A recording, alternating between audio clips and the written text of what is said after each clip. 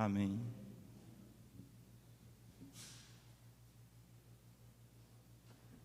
Boa noite, irmãos, a graça e a paz de Jesus. De fato é muito bom entender que temos um Deus que é perdoador, que sua graça jamais nos é rejeitada e nos é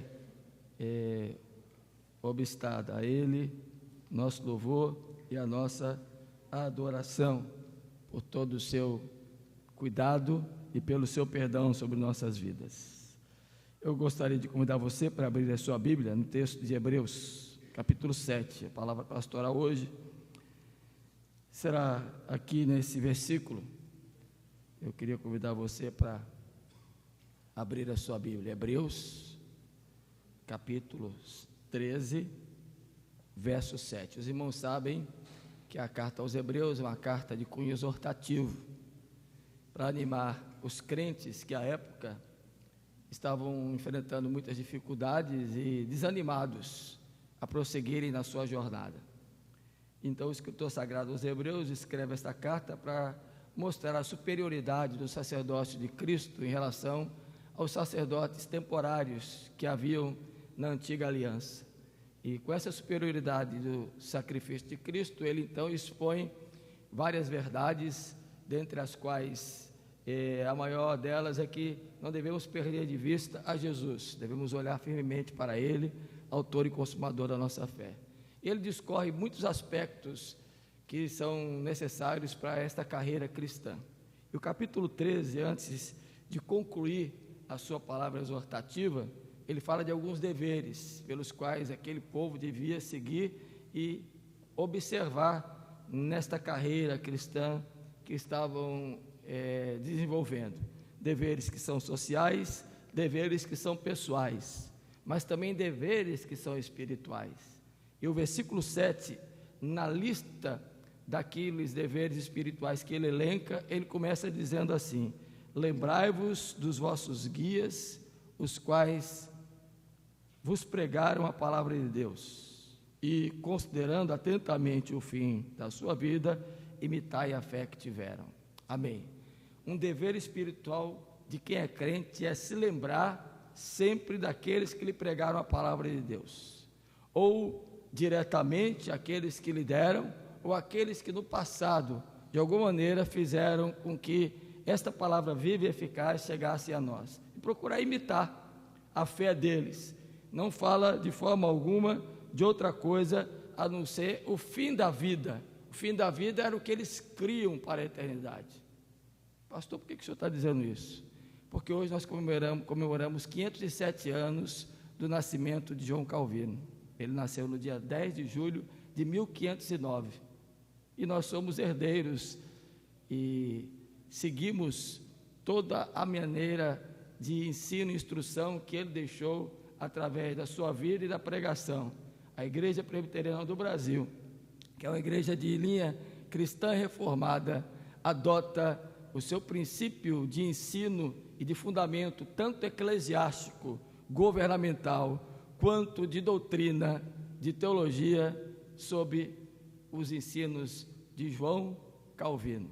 Então, queria fazer a menção hoje, e não poderia passar em branco, embora não saiu aqui no boletim. Não nos esquecemos que hoje nós comemoramos, se ele estivesse vivo, não está, estaria completando hoje 507 anos de vida, mas o seu legado ficou, que nós estamos aqui constantemente falando, vez por outra, de algum ponto da sua mensagem. Que Deus nos abençoe, que sejamos gratos, nos lembremos deles no passado e dos que estão sobre nós, tutelando espiritualmente a nossa vida.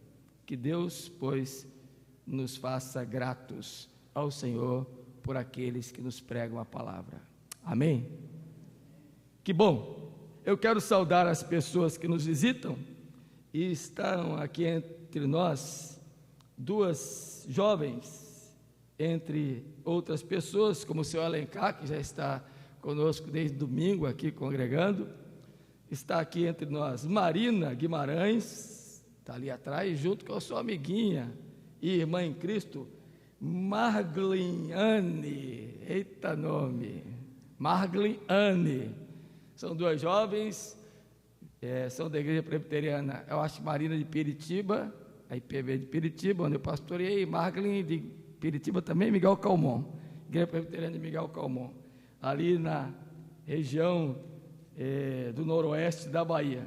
E eu fico feliz, porque a Marina, eu casei os pais dela, olha só, como eu estou jovem, né? Batizei a Marina, e hoje ela está aqui, cursando, passou no vestibular, ela e a Marglin Anne, eu vou aprender seu nome, e nós saudamos assim, então, a elas e a mocidade. Bruna já está fazendo a companhia ali, ciceroniano, são vizinhas, né? Então, o que a igreja diz? Além de Lisier, que veio passar outra temporada, gostou de Salvador, hein, Lisier? Terra boa, né? A nossa irmãzinha, irmã de Luciano. O que a igreja diz aos visitantes?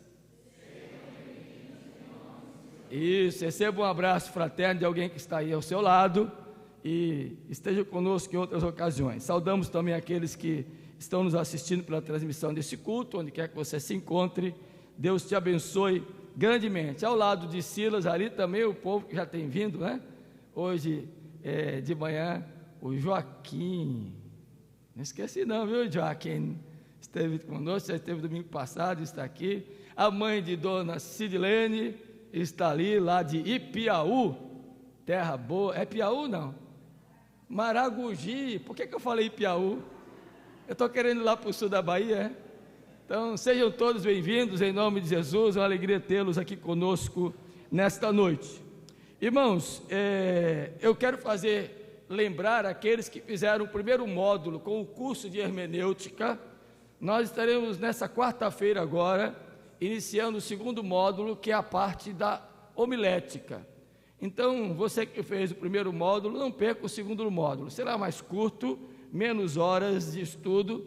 Nós tivemos mais de 20 horas estudando hermenêutica, agora poucas horas, e umas quartas-feiras, estudando a homilética.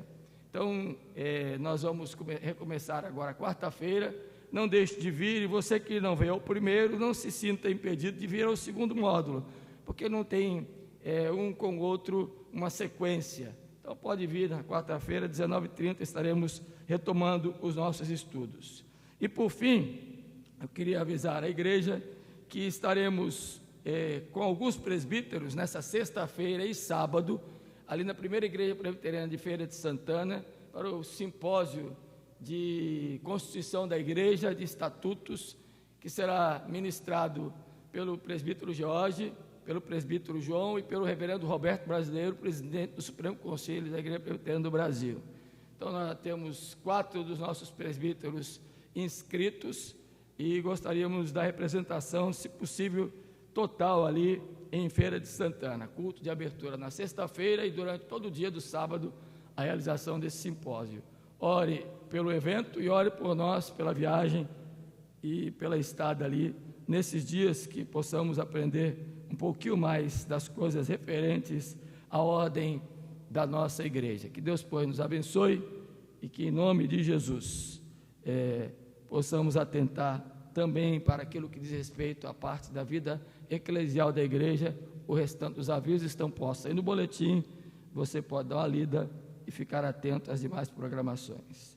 Convido para que você abra a sua Bíblia no texto do livro dos Salmos, mais uma vez, no Salmo 84. Nós vamos fazer a leitura desse Salmo de forma alternada, e eu convido você para se colocar de pé. Salmo 84. E leremos esse texto, como temos feito costumeiramente, alternando os versos ímpares e os versos pares. Eu lerei os versos ímpares, e os irmãos lerão os versos pares. Esse salmo é um cântico do peregrino, era assim conhecido, e tem o título em forma de canto em segunda melodia, como Saudades do Templo. E esse texto nos fala da maneira como os peregrinos se alegravam para encontrarem-se no templo do Senhor, e o quanto isso para eles era importante.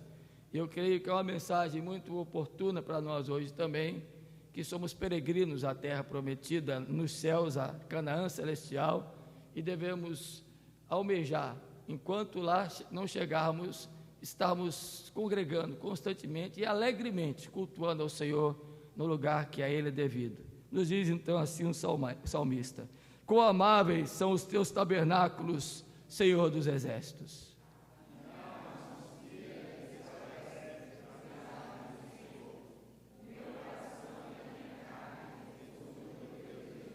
O pardal encontrou casa, e a andorinha ninho para si, onde acolhe os seus filhotes. Os teus altares, Senhor dos exércitos, Rei meu e Deus meu.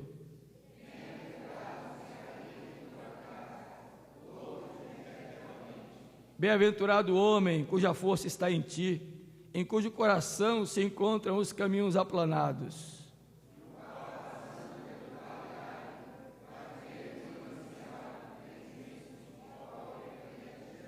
Vão indo de força em força, cada um deles aparece diante de Deus em Sião.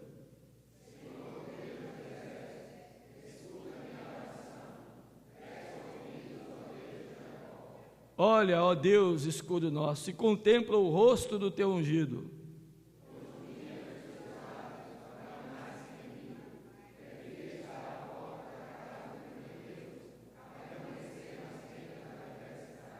Porque o Senhor Deus é sol e escudo, o Senhor dá graça e glória, nenhum bem sonega aos que andam retamente.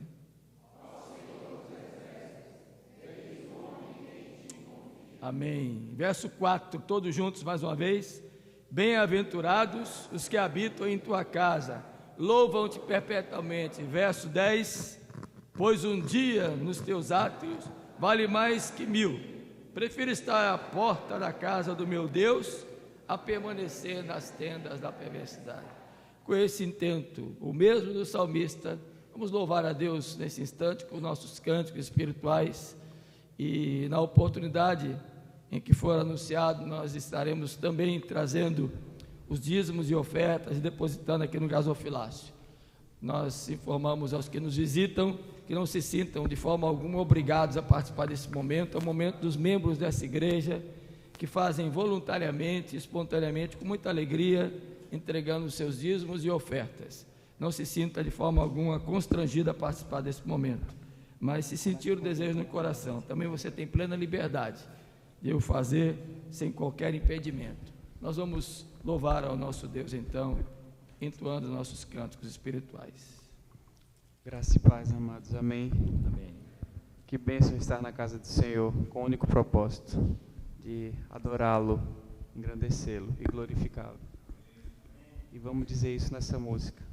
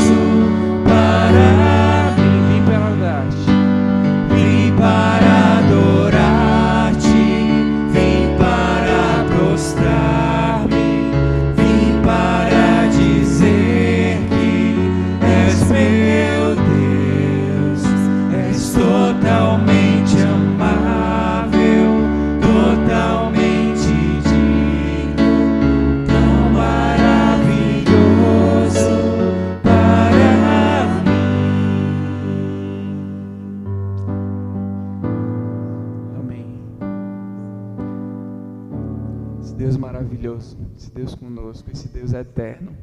Nesse momento os irmãos podem dedicar seus dízimos e ofertas.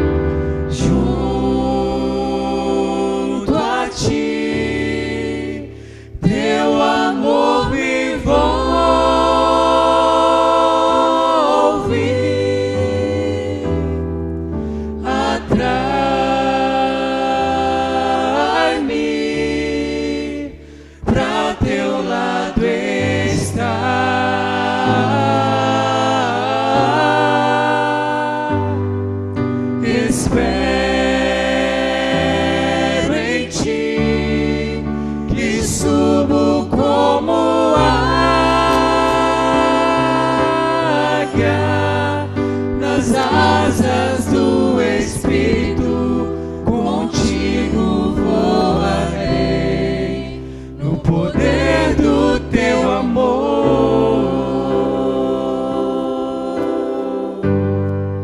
Nas asas do Espírito, contigo voarei, no poder do teu amor.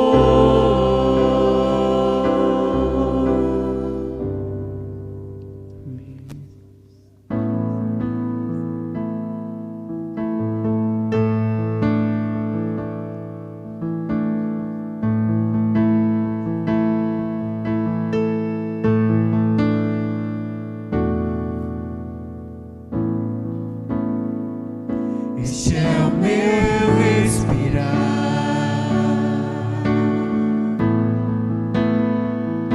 este é o meu respirar, teu Santo Espírito vivendo em mim.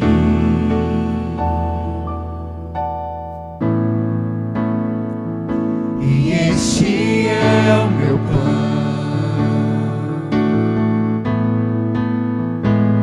e este é o meu pão, tua vontade feita em mim.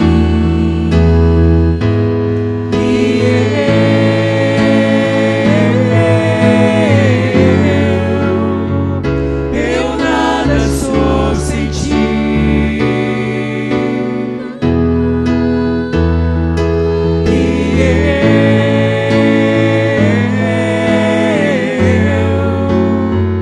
Perdido estou sem ti.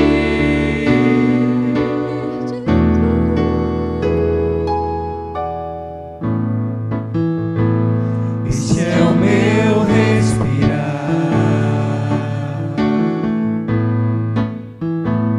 este é o meu respirar,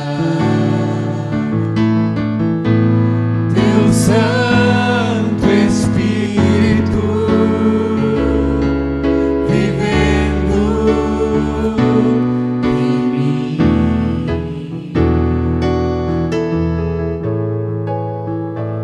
E este é o meu pão, e este é o meu pão, tua vontade feita em mim.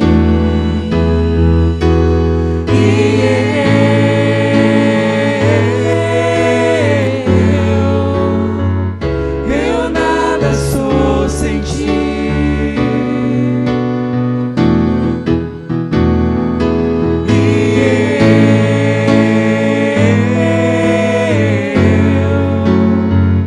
Perdido estou sem ti.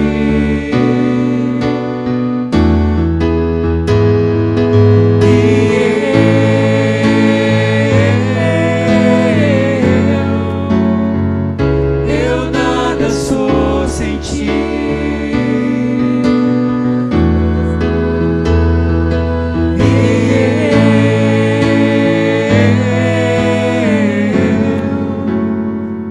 Perdido estou sem ti.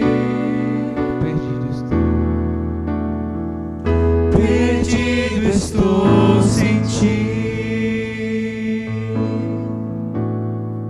Amém. A irmã Cidélia vai orar nesse instante, entregando esse momento e agradecendo pela contribuição dos dízimos e ofertas que foram entregues. Graças te damos, Senhor, por estarmos mais uma vez na tua casa, te cultuando, te louvando, Pai amado. E te também dedicando nossos dízimos e ofertas, Senhor, para ti, para ser usado na tua casa, de como seja melhor, Pai amado. Que tu possa guiar, Senhor, os teus servos para utilizar esse dinheiro, Senhor, para a tua obra. Te agradecemos, Senhor, por estarmos na tua presença mais uma vez, com todos esses irmãos, Senhor, louvando e engrandecendo o teu nome, Senhor, porque tu és tudo para nós, Pai amado. Tu és o nosso Deus, o nosso Senhor. E nós te agradecemos por isso. Em nome do teu Filho amado, Jesus. Amém. Amém. Amém. Pode sentar. Abra sua Bíblia, mais uma vez, e faça isso no livro do Gênesis, capítulo 35.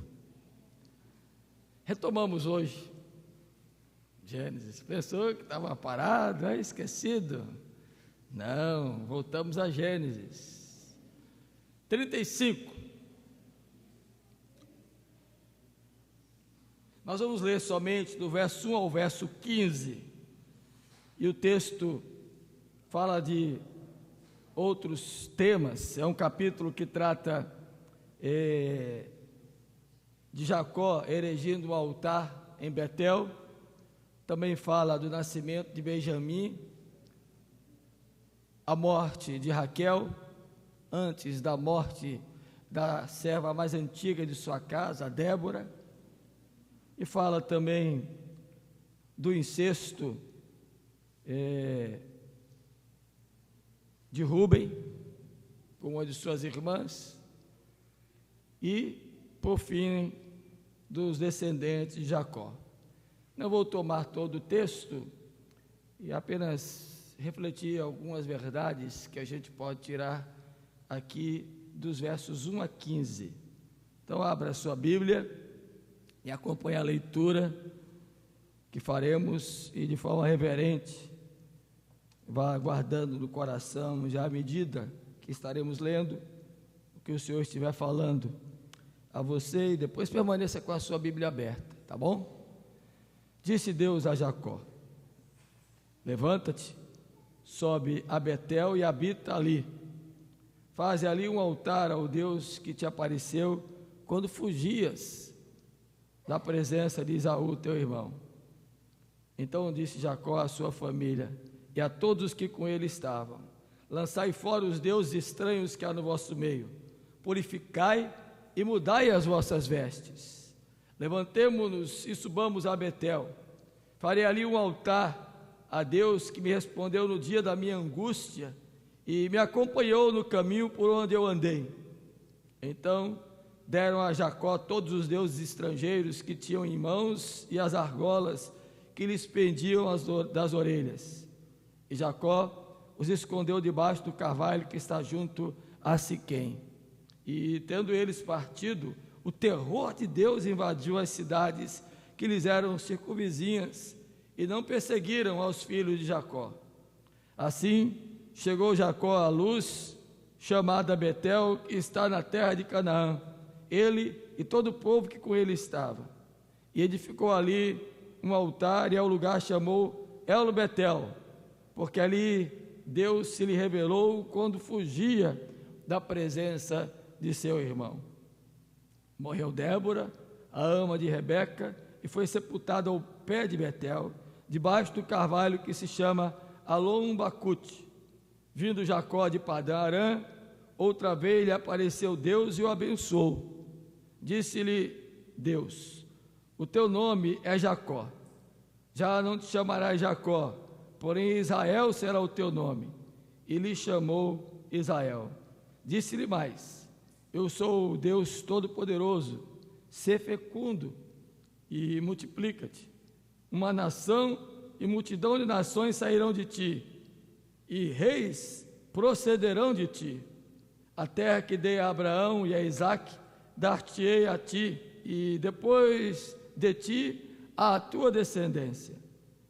E Deus se retirou dele, elevando-se do lugar onde lhe falara. Então Jacó erigiu uma coluna de pedra no lugar onde Deus falara com ele, e derramou sobre ela uma libação e lhe deitou óleo. Ao lugar onde Deus lhe falara, Jacó lhe chamou Betel. Amém. Meus irmãos, é uma passagem bastante interessante que nos retrata algumas coisas aqui que a gente precisa pensar e refletir. Podemos já iniciar mostrando que temos um Deus que nos conduz, que nos dirige, que nos orienta, que nos chama de volta ao caminho de onde saímos. E esta é uma mensagem pela qual eu e você, todos os dias, precisamos estar atentos, porque vez por outra, na nossa caminhada, na nossa jornada, temos a tendência de nos afastar daquilo que um dia lá atrás nos comprometemos com o Senhor. Então, Deus é um Deus que chama à volta, Deus é um Deus que chama ao cumprimento da promessa novamente, é um Deus que, a quem Ele escolheu, não deixa o tempo todo indo para outra direção, é um Deus que conduz e que traz e que faz com que, obedientemente, possamos seguir a sua ordem e tomar a direção de novo e ir para o caminho que Deus está nos apontando. Outra mensagem que esse texto também pode nos trazer e ilustra para nós o que é muito oportuno nos nossos dias, é que na nossa vida, na nossa existência, nós costumamos colocar muitas coisas na nossa bagagem, muitas coisas na nossa vida que não são da ordem de Deus, que não fazem parte do que Deus tem para nós, e nos permitimos, talvez até por conta daqueles que nos cercam, daqueles que nos são próximos, nos colocarmos diante de situações de carregarmos ídolos e trazermos conosco coisas que não agradam a Deus. João Calvino, de quem falamos nesta noite, agradecendo por sua vida, seu nascimento hoje de 507 anos, escreveu uma determinada mensagem dizendo que temos ídolos no coração. Todos têm algum ídolo que está plantado no seu coração, na sua mente, e que por vezes, por negligência, por descuido, por influência de outras pessoas, se permitem trazer consigo ao longo da caminhada aquilo que não agrada a Deus. É bom lembrar, e você deve se lembrar, que Jacó, depois de ter trabalhado 14 anos por Lia e por Raquel, sua esposa, lá na terra do seu sogro Labão, vocês estão lembrados, ficou com um acordo ainda de mais 6 anos, e ali laborou por mais 6 anos, somando-se 20 anos de serviço lá na terra, até um dia em que, não conseguindo se desvencilhar de maneira conscienciosa de Labão, resolveu fugir. Estão lembrados disso? Fugir com a sua esposa, seus filhos, seus servos, e na saída Raquel pegou os ídolos do seu pai e colocou na bagagem. Estão lembrados aqui? E ele foi atrás, nós já pregamos sobre isso. Ela se sentou sobre a bagagem, o camelo, porque ela tinha levado consigo os ídolos. Possivelmente esses ídolos ainda estavam ali, Raquel não havia se desfeito deles, sem contar provavelmente esse tempo aqui da terra de Siquém, onde ele estabeleceu e comprou terras, propriedades, e ali ficou próximo a Siquém, como nós já vimos no capítulo 33, de onde aconteceu o estupro de uma de suas filhas. Lembram-se que a gente falou aqui, porque ele se avizinhou da fronteira dos costumes que não agradavam a Deus, e algumas pessoas, por certo, naqueles 7, 8 anos que ali ele viveu, depois subiram com Jacó, e possível alguns costumes que não eram muito agradáveis estavam sendo praticados pelo povo nessa caminhada. Por isso que o texto nos diz que Deus dá ordem a Jacó que volte lá para Betel, o lugar onde ele havia erigido primeiramente o altar quando fugia do seu irmão Esaú, e agora volte para lá, para a terra e o caminho de volta, porque por certo ele havia se esquecido, por algum motivo que o texto não nos diz, não estava mais comprometido com esse intento de prosseguir. Então o Senhor, depois desses 7 anos, o faz voltar e diz: agora limpe a bagagem desse povo, lancem fora os ídolos, lancem fora aquelas coisas que não são do Senhor, e troquem as vestes, mudem as roupas e voltem para o caminho de novo, o caminho que eu lhes tenho proposto e que lhe propus ao seu pai e propus ao seu avô. Volte. E aqui vem essa lição preciosa para mim e para você. Por vezes em nossa caminhada nos permitimos a trazer conosco em nossa bagagem coisas que não agradam a Deus. Mas aqueles que pertencem ao Senhor, volto a dizer, o Senhor não os deixa todo o tempo fora do caminho, os chama de volta a cumprir obedientemente o seu propósito e renovar a aliança, e suas promessas são de novo concedidas aos que pertencem ao Senhor. Outra coisa que a gente pode perceber aqui é que Deus é um Deus que aparece a nós, a nossa caminhada, e não só aparece, como se revela como Deus Todo-Poderoso, um Deus que diz: sou eu que estou com você. E esta aproximação de Deus para conosco em nossa caminhada é que nos dá segurança, porque faz com que a gente possa perceber que não estamos sozinhos, não estamos caminhando simplesmente por caminhar, como diz Jeremias no capítulo 10 de sua mensagem: não é do homem o caminhar, nem o dirigir os seus passos, é Deus, e Ele nos permite irmos somente até onde Ele nos permite que possamos ir, e de lá nos traz de volta para prosseguirmos o caminho. É um Deus assim que nós servimos, um Deus todo-poderoso, um Deus que tem o controle das nossas vidas, que tem a direção de nossas vidas, um Deus que nos dá segurança na caminhada, um Deus que nos protege, um Deus que vai conosco em todo o tempo, o Deus todo-poderoso. E por fim, dentre tantas lições que esse texto nos sugere aqui, nós podemos perceber que Deus é um Deus a quem devemos adorar, devemos erguer altares, colunas, erigir monumentos de adoração, de reconhecimento daquilo que Ele é, e lhe oferecer libações, sacrifícios, entregas. O capítulo de número 28 nos dá a ideia que Jacó deu o dízimo, e aqui no capítulo número 35, novamente, quando ele erege o altar, que ele levanta o altar, ele derrama uma libação e deita óleo sobre o altar, um cumprimento de que ali estava dedicando ao Senhor a vida dele, a vida da família, seus bens e tudo aquilo que lhe pertencia. E alguns autores chegam a dizer que supostamente aqui novamente Jacó entrega a dízima da parte de tudo que ele havia ganhado também em Siquém, quando ali esteve por 7 ou 8 anos aproximadamente.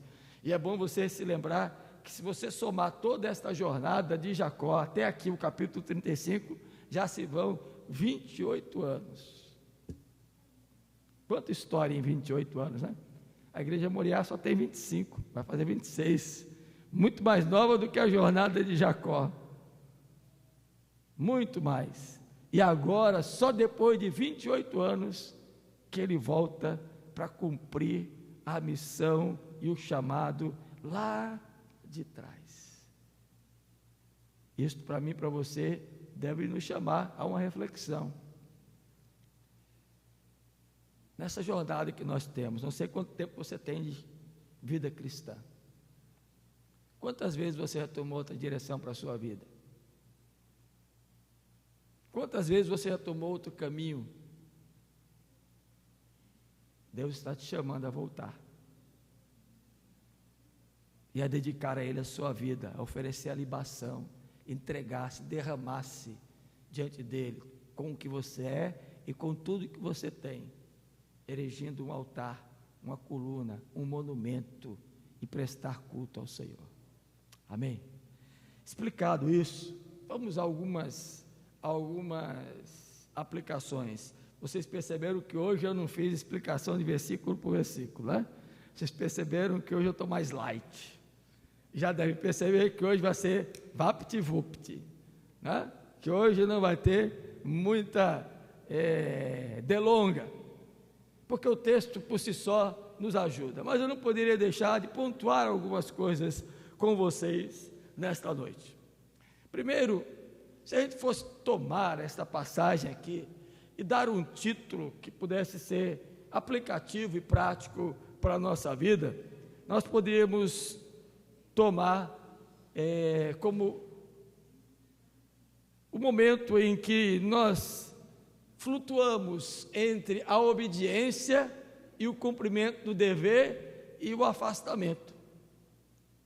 Talvez a gente pudesse juntar essas coisas do chamado de Deus para o propósito que nos deu, o afastamento que tivemos temporariamente e a retomada de posição, é o que certamente o texto poderia nos sugerir. E numa frasezinha nós poderíamos guardar a mensagem que nós podemos extrair daqui?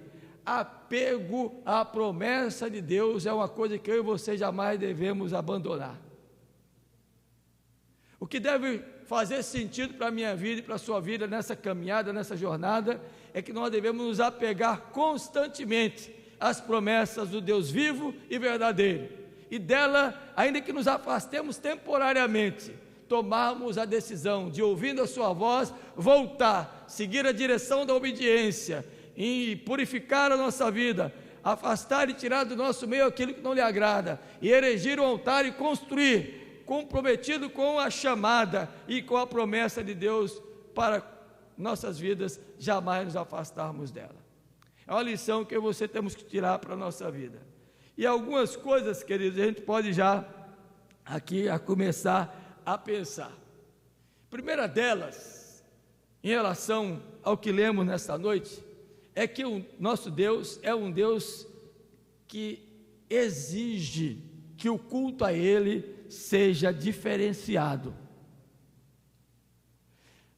Onde é que a gente enxerga isso, pastor? Onde é que está culto aqui? Olha só algumas coisas, e acompanhe comigo aí a leitura, por favor, do texto. Primeiro, versículo número 1. Fazer ali o quê? Um altar ao Deus que te apareceu quando fugias da presença de Esaú, teu irmão. Está lá no capítulo 28, que nós já falamos sobre isso. Essa ideia aqui de fazer um altar, o tempo verbal está aqui no imperativo, faze. E o texto nos sugere altar aqui como lugar de culto, de adoração.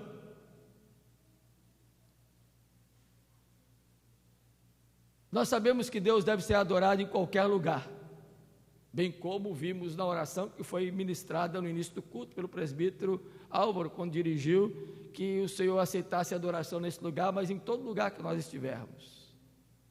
Mas é necessário que a gente tenha um lugar específico, onde o altar a Deus, no sentido espiritual, possa se fazer para nós um lugar marcante de reunião, de consagração, de dedicação. Lembra o Salmo 84, que lemos ainda há pouco? Que mais vale e feliz é o homem por estar um dia na casa do Senhor, do que 1000 anos nas tendas da perversidade. O nosso altar é o altar de culto a Deus. E não se iluda, meu irmão, minha irmã.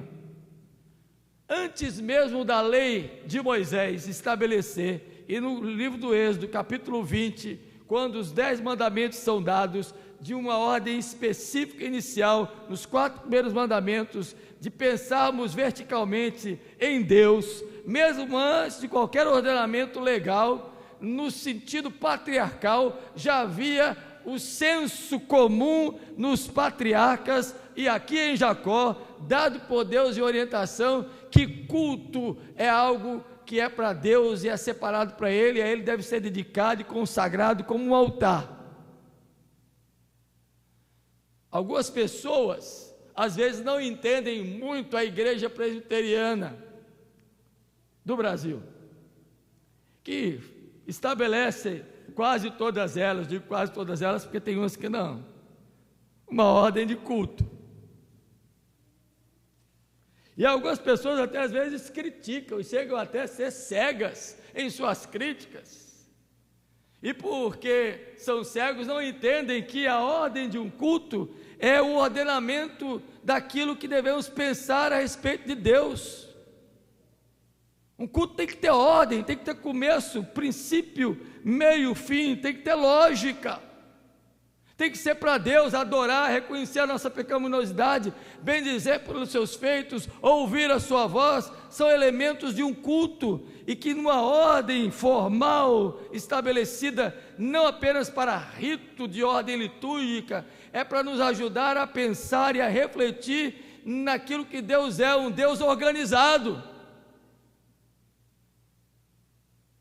Quando eu falo disso, meus irmãos, não tem como eu não voltar ao texto do Gênesis no capítulo 1, quando nos diz a Bíblia que a terra era sem forma e vazia, E nos diz lá o texto, versículo 1, era um caos a face do abismo, que é a palavra que aparece lá para a face do abismo, que era um caos. O rio se fazia presente, o nada, não havia ordem, até que Deus começou a ordenar todas as coisas. E no primeiro dia fez uma coisa, no segundo outra, no terceiro, no quarto, no quinto, e no sexto dia fez o homem, e no sétimo descansou. Olha a ordem na criação. Deus é um Deus organizado. E quando Ele manda Jacó erigir um altar, é algo de princípio de exigência, fase, e vocês vão ver a sequência que tem depois aqui no texto. Culto a Deus tem que ser algo racional, algo pensante.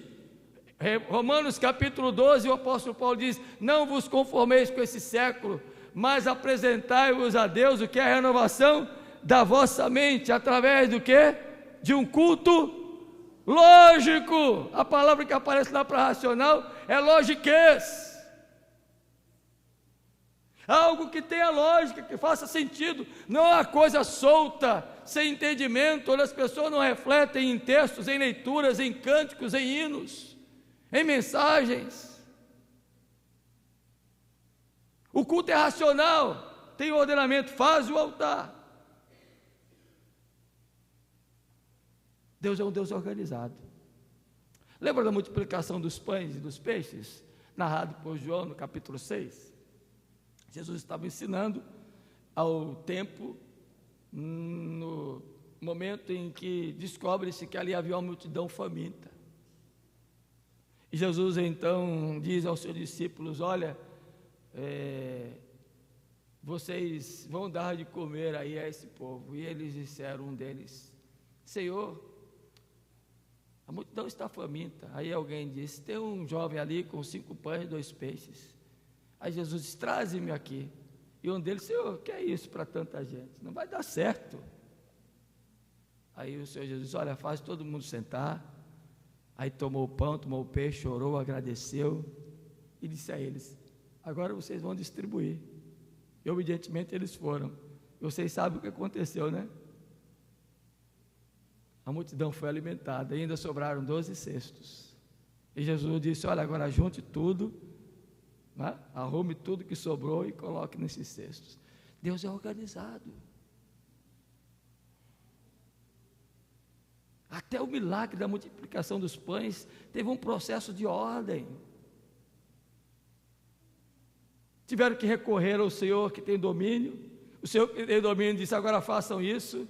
Eles entenderam que não tinham condição alguma de fazer. O Senhor Jesus diz: trazem aqui, é a oferta, é a dedicação, é a entrega, é o símbolo daqueles pães e peixes.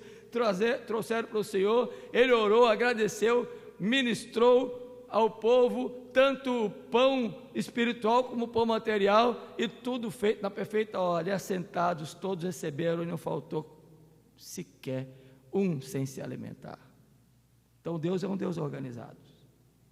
Nós temos que entender que devemos apresentar o nosso culto e o nosso compromisso de adoração, nosso comportamento cultual em estruturas que são até rígidas. Mas não podemos pensar de outra forma. Nosso Deus quer a entrega de um altar dedicado ordenadamente, um culto lógico para Ele. Não sei você, mas quando eu vou a determinados lugares e entro em determinadas reuniões, até de igrejas semelhantes à nossa, com a mesma placa denominacional, eu fico meio assustado. E às vezes eu não consigo entender como é que se pode alguém com um mínimo de entendimento, de lógica, compreender o que está sendo feito ali. Foge ao mínimo de lógica. Antes mesmo da lei, lá do Sinai, já no tempo patriarcal, a ordem cultica, as exigências para ela já havia sido dada por Deus a Jacó. Amém? Segundo lugar, este culto tem que existir nele, cerimonialmente, aquilo que represente pureza. Olha o texto aí, por favor, versículo de número 2. Então disse Jacó à sua família e a todos que com ele estavam: lançai fora os deuses estranhos que há no vosso meio, purificai-vos e mudai as vossas vestes. Que coisa tremenda, a necessidade de purificação. E aqui eu saí para a hora do culto, ver o Deus que é adorado, agora é a hora da confissão e contrição que a gente tem aí no boletim. Culto a Deus pressupõe que precisamos consagrar, lançar fora o que não agrada a Ele. Como disse ainda há pouco na explicação do texto, possivelmente o que estava sendo dito aqui é que os deuses que Raquel havia levado, e alguns, os que traziam consigo lá de Siquém, alguns elementos de divindades, fosse tirado, fosse espargido, fosse lançado fora do meio deles. Não podemos cultuar a Deus com impurezas. Precisamos confessar nossos pecados, limpar as nossas vestes. E eu vou dizer uma coisa para você, meu irmão, minha irmã: ninguém por si só conseguirá purificar-se se Deus não agir, fazendo com que a purificação lhe seja concedida. E Ele já fez isso na pessoa bendita de Jesus Cristo, que pagou a nossa dívida lá na cruz do Calvário e nos deu livre acesso a Ele. Agora, através do sangue de Jesus, somos purificados de toda injustiça, de todo pecado, e podemos ter livre acesso à presença dEle, diz Hebreus capítulo 10. Mas não podemos nos apresentar a Deus com ídolos, com roupas sujas. É preciso abandonar aquilo que não é de Deus. Eu não sei se você tem entendido isto, mas é algo que, por vezes, nós não conseguimos fazer, e vimos apresentar ao Senhor, muitas vezes, o culto, trazendo em nossos bolsos, em nossas roupas, ídolozinhos que estão lá no coração. É hora de largar fora. Que ídolo tem tomado o teu coração? Lance fora, purifique-se. O versículo de número 3,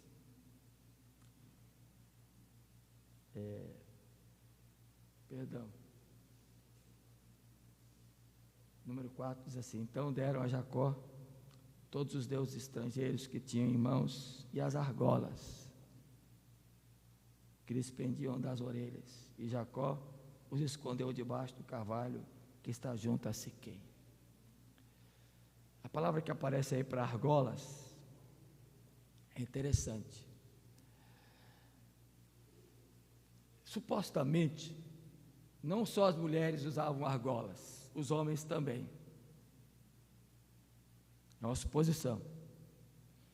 E a palavra que aparece aqui para argola, no texto original, ela nos sugere a ideia de algo misticista.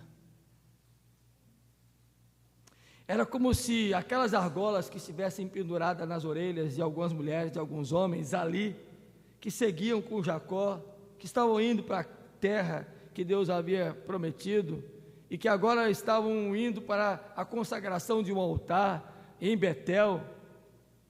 As pessoas estavam com argolas. E a palavra aí é misticismo. Significa argolas para encantamento. E me permita abrir aqui uma aplicação, queridos irmãos. Às vezes e por vezes, nós estamos com misticismo em nossos cultos. E a gente presa a encantamentos e sugestões psíquicas, emocionais de alguns pregadores lá de fora, e querem trazer para dentro dos nossos arraiais aspectos práticos de misticismo, E se você for abrir o seu entendimento, você vai ver hoje que há muita gente aí trazendo para o culto ideias misticistas. Não estou falando de místico, estou falando de misticismo, com coisas que são, de certa forma, ligadas à magia. E eu não vou alistar aqui, nem citar nomes, porque você é inteligente, mas você já deve ter ouvido falar de água, de rosa, de sal, de fita.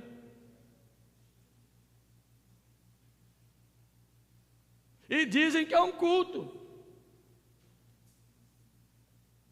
Tem gente associando a lugares, a objetos, a coisas, o poder que não há naquelas coisas. E pior, tem gente que anda com eles pendurados na orelha, estão ouvindo demais essas coisas, e para onde vão, estão pendurados nas orelhas de coisas misticistas. E vem para o culto, chega aqui num lugar lógico, começa a questionar, porque na igreja tal acontece não sei o que lá, na igreja não sei qual acontece outra coisa, na igreja não sei qual acontece não sei o que lá, porque esse pastor aqui, porque essa igreja aqui, porque não sei o que, aqui as coisas de Deus não acontecem. E quem disse que coisas misticistas são de Deus? Aí ouve lá fora, vem de fora, é sintomático que a argola está na orelha, né? A orelha é a porta do ouvido. Aí ficou ouvindo um bocado de baboseira lá fora e quer prestar o culto a Deus, onde o lugar é lógico, é inteligente, quer trazer para dentro da adoração local coisas que são estranhas, de encantamentos, de filosofias, de pensamentos, de sugestões psicoemocionais, que não fazem parte do que Deus quer e exige para o culto que a Ele devemos prestar. Pense nisso, meu irmão.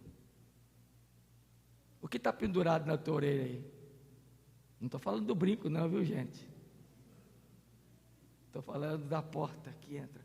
O que você tem ouvido que tem trazido com você para cultuar a Deus? Lança fora os encantamentos. A palavra que Paulo diz à igreja da galáxia, em Gálatas, escrevendo a sua carta, no capítulo número 3, ele chama os Gálatas de insensatos. E ele faz uma pergunta: quem foi, ó Gálatas, que vos encantou, que vos enfeitiçou, ao ponto de estarem abandonando o evangelho para um outro que não aquele que eu preguei? Isso prova que isso acontece todos os dias, gente. E a tendência do homem é humanizar tudo que diz respeito a Deus também. É colocar Ele no centro e não Deus. Lance fora, joga as argolas. Não permita estar preso a elas. Aí o que Jacó fez, versículo 4? Escondeu debaixo do cavalo que está junto a Siquém. Isso aqui é interessante. Supostamente Jacó foi a uma árvore escondido, pegou tudo aquilo que jogaram. Eu fico imaginando, às vezes eu crio a cena na minha cabeça, né? O que foi jogado naquele dia? Os deuses de Labão, que Raquel havia roubado, os deuses do povo de Siquém, um bocado de argola de homem e de mulher. Eu acho que fizeram foi um lençol assim, viu, Álvaro? Bota tudo aqui, fizeram a trouxinha e Jacó deve ter levado isso. Imagina, cavou um buraco junto ao cavalo e enterrou. Isso é sintomático e simbólico. Aquilo que a gente deixa para trás ficará longe de nós e não vamos saber jamais, estará escondido, e não devemos ir mais atrás daquilo que não agrada a Deus. Procure enterrar bem longe da sua jornada e do caminho onde o altar vai ser erigido lá em Betel aquilo que não agrada ao Senhor. Enterre, lance fora. Versículo número 5. E tendo eles partido, olha só, que só seguiram agora, depois que fizeram tudo isso, o que eles fizeram? o terror de Deus invadiu as cidades que lhes eram circunvizinhas e não perseguiram os filhos de Jacó. A ideia que aparece aqui para terror é a ideia para temor. Os povos vizinhos começaram a temer novamente a Jacó e o seu povo. Que coisa interessante, né? Enquanto ele estava lá próximo a Siquém, naquela região, ninguém tinha medo dele. Agora, depois que eles se purificaram, se entregaram a Deus as coisas, a caminhada começa a seguir, todo mundo se apavora. Terror significa ficaram amedrontados, entendendo que Deus estava com aquele povo, que havia ali a presença de Deus com eles. Quando a gente se purifica, quando a gente se consagra, se dedica ao Senhor na nossa jornada, no nosso caminhar, nós estaremos seguros, os inimigos não nos atacarão mais, pelo contrário, verão Deus conosco e temerão, se aterrorizarão com a presença de Deus em nosso meio. E eu e você precisamos entender isso na nossa caminhada e na nossa jornada. E a ideia de terror aqui era para os inimigos, mas para Jacó e a sua comitiva era de proteção, era de segurança, era de direção, de encaminhamento, era a mão de Deus decidindo protegê-los, confortá-los, dirigi-los, encaminhá-los. Este é o Deus que aterroriza os inimigos e nos dá temor para seguir o caminho junto a Ele. Pensa nisso. Versículo 6. Assim já chegou Jacó à luz, chamada Betel, que está na terra de Canaã, e ele e todo o povo que com ele estava. E edificou ali um altar, e ao lugar chamou El Betel, porque ali Deus lhe revelou quando fugia da presença do seu irmão. Versículo de número 14 e 15. Então Jacó erigiu uma coluna de pedra, lugar onde Deus falara com ele, derramou sobre ela uma libação e lhe deitou óleo. Ao lugar onde Deus lhe falara, Jacó chamou Betel. Os versículos que lemos 5 e 6, quando Jacó chega à luz, uma possível região que era chamada de Betel. Betel significa casa de Deus, mas há uma derivação dessa palavra aqui no hebraico que representa o Deus Todo-Poderoso, que está aí no versículo número 11, que é repetido, o Deus que se retirou dele, o Deus que é o Deus Todo-Poderoso, versículo 11, é uma relação ao Yahvé El Shaddai. O lugar onde Deus está é o lugar da presença dele poderosa. E quando Betel, do versículo 6 e lá do versículo 15 é falado aqui, algumas coisas estão sendo ditas para mim e para você. Primeiro, que Deus é um Deus que intervém na nossa caminhada. Deus é um Deus que não nos abandona, Ele mesmo nos fará ver aonde é a casa dele. Segundo, a ideia de Betel é a ideia de experiências com Deus. O povo que anda com Deus tem que ter experiências com Ele. Você já teve alguma experiência com Deus na sua vida? Eu não estou falando daquelas experiências, sabe? Que algumas pessoas apregam aí fora, espetaculosas. Experiência mesmo com Deus, você e Deus, na sua jornada, na sua caminhada. Você já percebeu Deus com você? Intervindo na sua vida, agindo na sua vida? E terceiro, a ideia de Betel, além de Deus que intervém na caminhada, de um Deus que podemos ter experiências com Ele, é a ideia de celebração a Deus. Quem anda em Betel celebra a Deus, cultua a Deus, adora a Deus. E quem é este Deus? Versículo número 15, perdão, de número 11. É o Deus Todo-Poderoso. É em Betel que a gente vê o poder de Deus. É no culto genuíno e lógico, racional prestado a Ele, que a gente vê o poder de Deus. É na caminhada que a gente vê Deus nos dirigindo, nos conduzindo, nos revelando mensagens, tendo experiências com Ele, celebrando a Ele, que vamos ver o seu poder. E a palavra que aparece aí para o Deus Todo-Poderoso, você conhece, é a palavra Shaddai. El Shaddai. Tem até um cântico, né, que a gente canta. Como é que fala? Ó Deus, tu és o meu Deus forte, o grande El Shaddai, todo poderoso Adonai. Foi.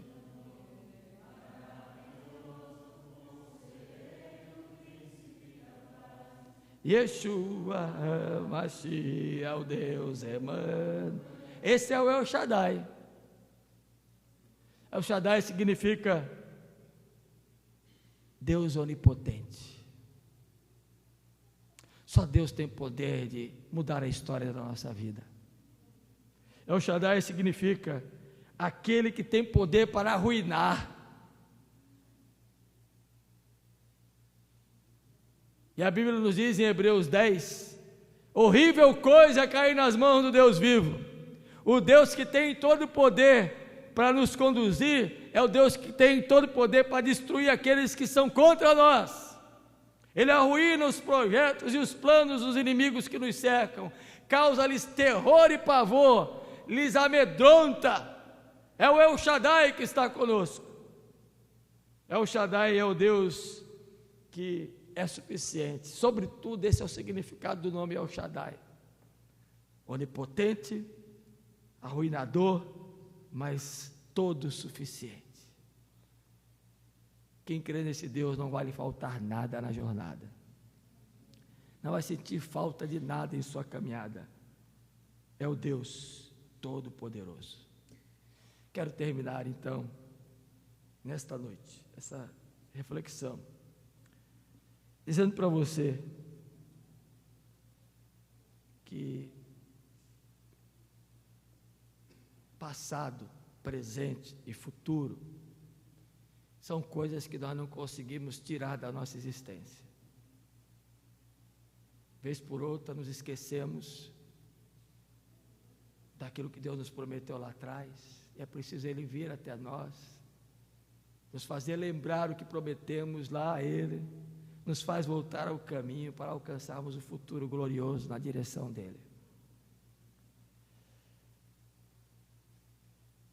E geralmente, meu irmão e minha irmã, a segunda ocasião do encontro de volta para Deus é muito mais marcante do que a primeira. Foi a volta do filho pródigo para a casa do pai que marcou a história da celebração. O reencontro é melhor do que o encontro. E é isso que Deus faz conosco, na nossa caminhada. Quando nos afastamos, Ele vem e nos traz de volta ao caminho para adorá-lo verdadeiramente. E por fim, não esqueça, você sabia que nós somos repetitivos? As coisas acontecem conosco, geralmente, todas as vezes da mesma coisa, da mesma forma. A gente está sempre cometendo os mesmos erros, as mesmas falhas, a gente está sempre querendo voltar, Deus está sempre atrás de nós, nos trazendo de volta ao caminho. Deus não nos acontece. Se você for fazer uma análise da sua vida com Deus é como se fosse uma espiral, está sempre você subindo e às vezes descendo, mas nunca Deus tem te abandonado. Que você nesta noite saia daqui com o coração cheio do desejo de voltar às promessas, de consagrar a sua vida, de edificar um altar, de ouvir a voz de Deus e de entender que Ele, o Todo-Poderoso, te acompanha no caminho. Que Ele nos abençoe, que você volte pensando, dentre tantas lições que esse texto nos sugere, essas que eu separei para pensarmos nessa noite. Que o Senhor nos abençoe. Amém? Vamos ficar de pé e encerrar o culto. Eu disse que seria vapt-vupt. E foi, viu?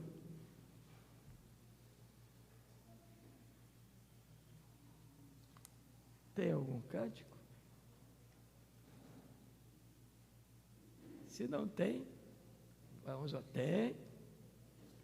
Olha, eu estava pensando aqui, lembra daquele pupurri? Não vou fazer não, viu? Daquele pupurri dos cânticos antigos. Estou pensando em fazê-lo esse mês ainda, ou dia 17, ou dia 24, ou dia 31, vou ver que dia. A gente vai vir para o culto domingo à noite, eu vou dar a lista dos cânticos aí para ensaiarem. Vamos cantar aí uns 30. E juntar todo mundo, os velhos, os antigos, velhos não, os antigos, vão vir para frente cantar, os novos. Vou pensar numa liturgia toda dinâmica. Estou pensando ainda, se faço 17, 24 ou 31. Vou esperar a Lisa chegar, né? Ela chega dia 20, ela é da idade antiga. Ou 24 ou 31, então. Vamos cantar.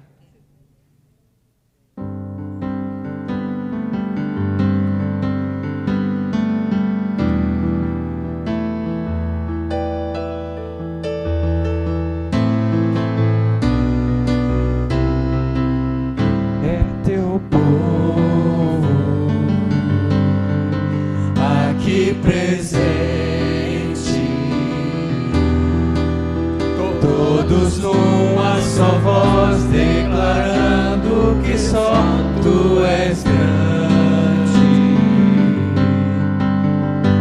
exaltamos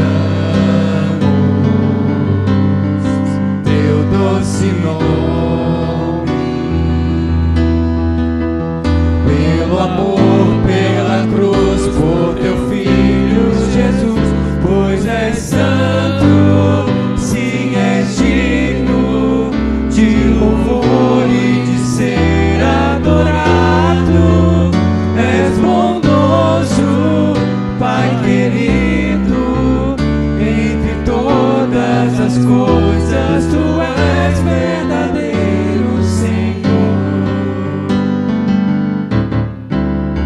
É Teu povo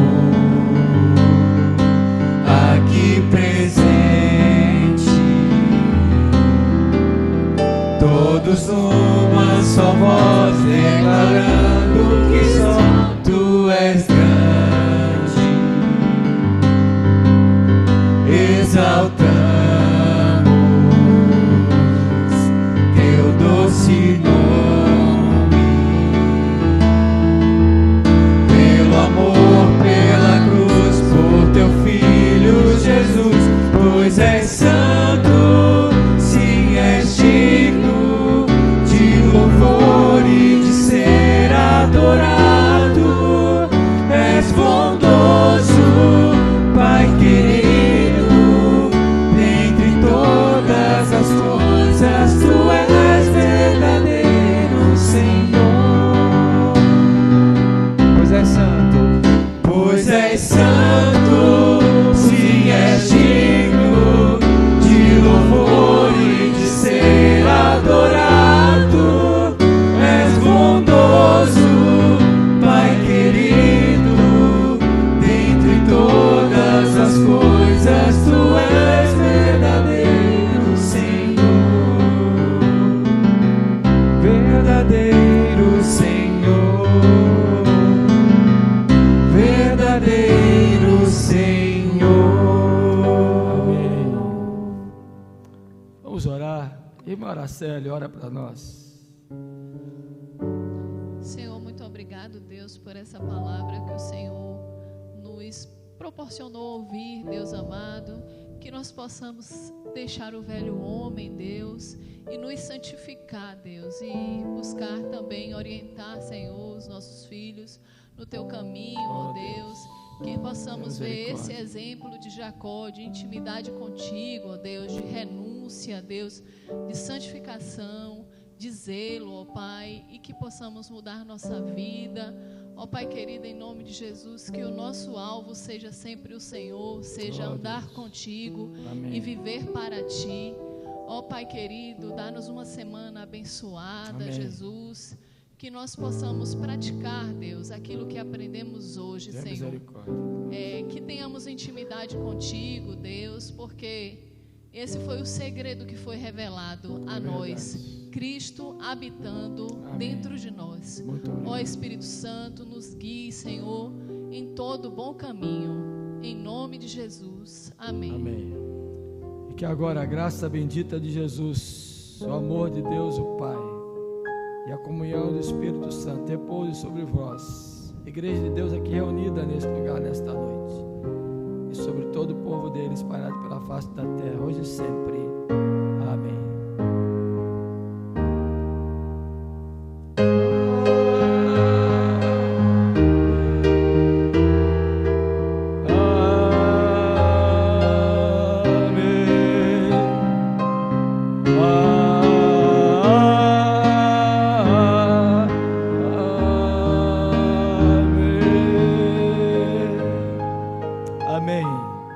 Podem sentar, queridos, enquanto chegamos à porta.